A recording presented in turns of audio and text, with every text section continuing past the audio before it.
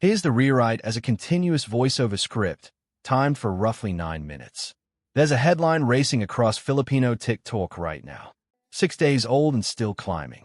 Fans chanting for a tennis star at a Bad Bunny concert.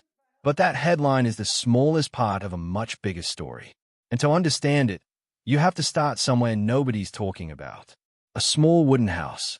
It's not a real house. It's a stage prop. Bad Bunny carries it with him on every stop of his world tour. A replica of the old rural homes his grandparents' generation grew up in, timber-built, unmistakable under the lights. He calls it La Casita, the little house. It sits at the edge of the main stage, and officially, it's a VIP section. But that's not really what it is. It's a symbol. Bad Bunny built this entire tour around one idea. But a diaspora doesn't just survive when it leaves home. It builds a new one wherever it lands. La Casita is that idea, standing upright, under stage lights, in whatever city he's playing that week. On Friday, July 10th, that city was Stockholm.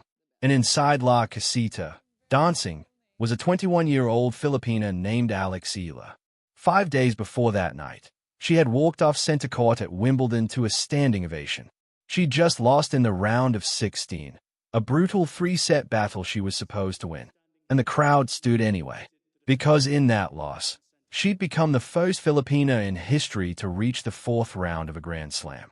She was now ranked world number 28, the highest-ranked Filipino tennis player who has ever lived. That's the story everyone already knew. What nobody was ready for was what happened 5 days later, in a wooden house, on a stage, in Sweden. Because when the footage of her dancing hit the internet, it split the room. Some fans were furious.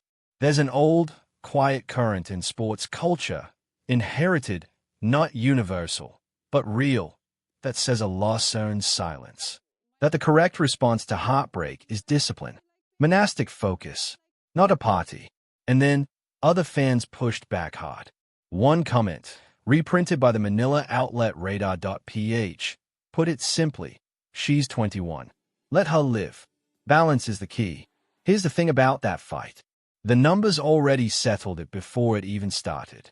She flew from Stockholm to Manila the next morning. Walked into a state reception at Malacañang Palace 2 days after that. Her ranking held. Her Wimbledon points held. Nothing about that night cost her anything. If anything, it revealed something the tennis coverage had been missing entirely. She isn't a project. She's not a machine built to produce results on schedule. She's a person who happens to play tennis at the highest level on earth. And for one night, in a country far from home, she got to just be young. So let's rebuild the corridor. All of it. Because the details are where this story actually lives. July 6th, center court. Wimbledon.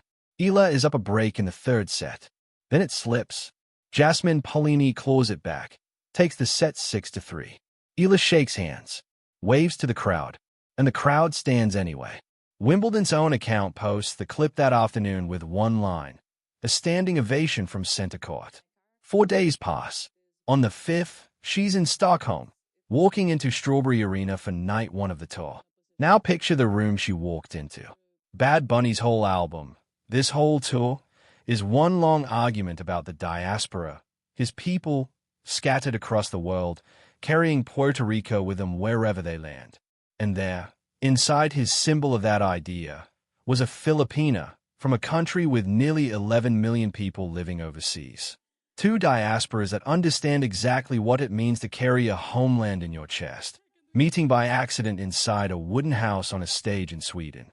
At some point in the show, Eala was pulled up to dance with Bad Bunny and his crew. ESPN, Philippine Star, the Manila Tribune, they all have the footage. She's not staged.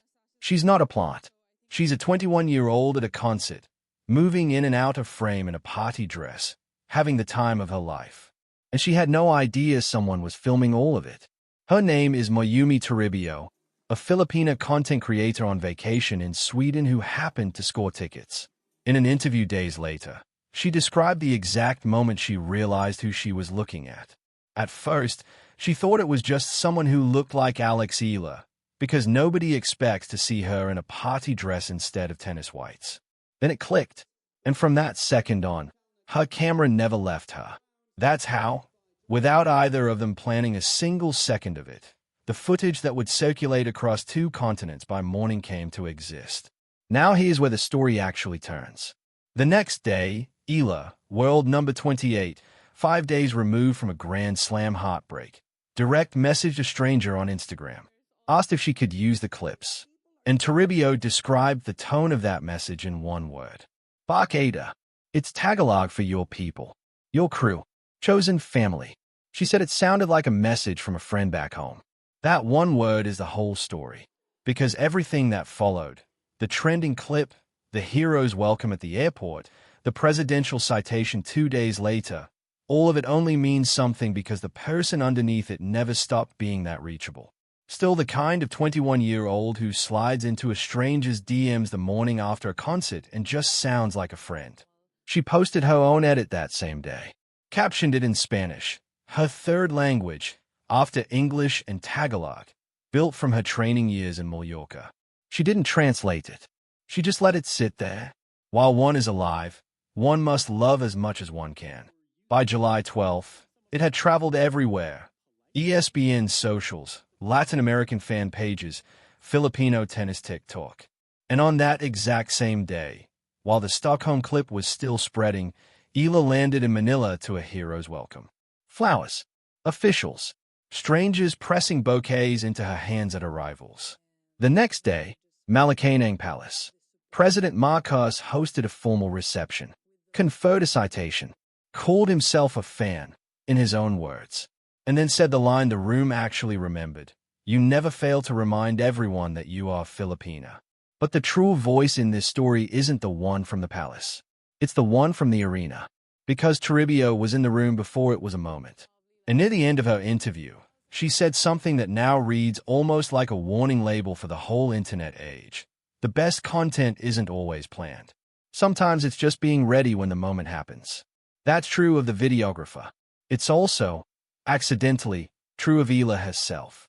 She wasn't planning to end up on that stage. She was just ready when it happened. Now zoom out, because the stakes here are bigger than one viral clip. At number 28, Eala has automatic entry into the entire hardcourt US Open Series. No qualifying required. Canada. Cincinnati. The US Open itself. Her Wimbledon run also broke a ceiling that had stood since the 1950s, when the last Filipino to reach that round did it during the amateur era. 73 years, cleared in a single fortnight. And she's 21. She hasn't come close to peaking yet. Her next match is real. No wooden house. No flowers. No palace. Just a hard court in Washington, D.C., at the end of July, under stadium lights, against an opponent whose name doesn't matter yet.